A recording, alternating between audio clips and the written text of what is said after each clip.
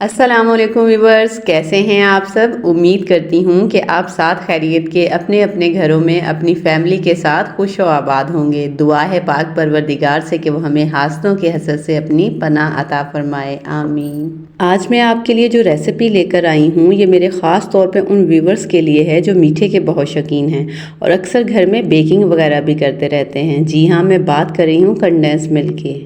Condense milk का इस्तेमाल हम बहुत से डेज़र्ट्स और केक वगैरह बनाने के लिए करते हैं।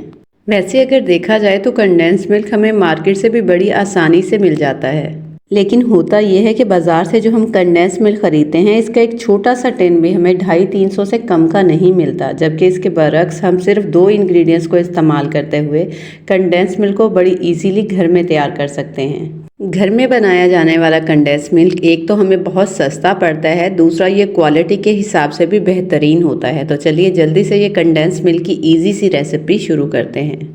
कंडेंस मिल्क बनाने के लिए यहाँ मैंने सबसे पहले एक खुले बर्तन में 1 लीटर के करीब दूध लिया है। अब मैं इसके अंदर 1 कप भर के चीनी का शामिल करूँगी। मैं यहाँ मेजरिंग वाले कप का इस्तेमाल कर रही हूँ। आप चाहें तो आप चीनी को नॉर्मल चाय वाले कप के हिसाब से भी दूध के अंदर शामिल कर सकते हैं।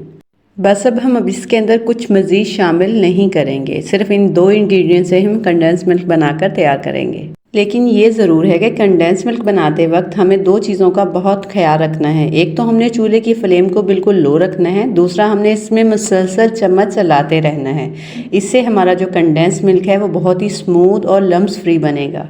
दूसरी तरफ अगर हम इसे हाई फ्लेम पे पकाते हैं तो हो सकता है ये पतीली की तह में लग जाए, जिससे इसका टेस्ट ख़राब हो जाएगा और दूसरा इसके अंदर गुठलियाँ बन जाएंगी, जिससे हमारा जो कंडेंस मिल्क है वो देखने में बिल्कुल अच्छा नहीं लगेगा।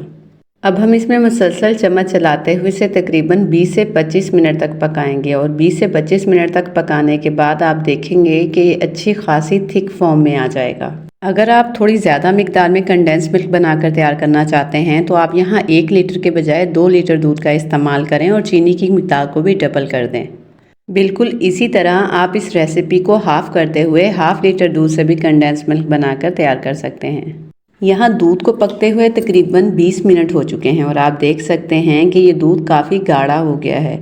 अब हमने इसे मज़ीद थोड़ा सा और थिक करना है, लेकिन इस बात का ख़ास ख्याल है कि आपने इसे बहुत ज़्यादा गाढ़ा नहीं करना, क्योंकि ये ठंडा होने के बाद भी थोड़ा सा थिक हो जाता है। मज़ीद 5 मिनट तक पकाने के बाद आप देख सकते हैं कि यहाँ कंडेंस मिल्क बिल्कुल रेडी है। अब हम इसे ठंडा करेंगे और ठंडा करने के बाद आप देख सकते हैं कि इसकी कंसिस्टेंसी कितनी ज़बरदस्त हो गई है। अब आप इस कंडेंस मिल्क को किसी एयर टाइट कंटेनर के अंदर फिल करने के बाद इसे फ्रिज के अंदर 1 महीने तक बड़ी इजीली स्टोर कर सकते हैं और जब भी कोई डेज़र्ट बनाना हो या बेकिंग वगैरह करनी हो तो उसके अंदर इसका इस्तेमाल करें। इंशाल्लाह टेस्ट बहुत ही ज़बरदस्त आएगा। उम्मीद करती हूँ आपको मेरी ये आज की कंडेंस मिल्क बनाने की बहुत ही छोटी सी लेकिन बहुत ही फ़ायदेमंद रेसिपी ज़रूर पसंद आई होगी। अगर रेसिपी अच्छी लगे तो वीडियो को लाइक और शेयर करना मत भूलिएगा और जाने से पहले मेरे चैनल को सब्सक्राइब ज़रूर कर दीजिएगा। इसी के साथ मुझे अगली आने वाली नई रेसिपी तक के लिए इजाज़त दीजिए। टिल देन अल्लाह हाफिज़।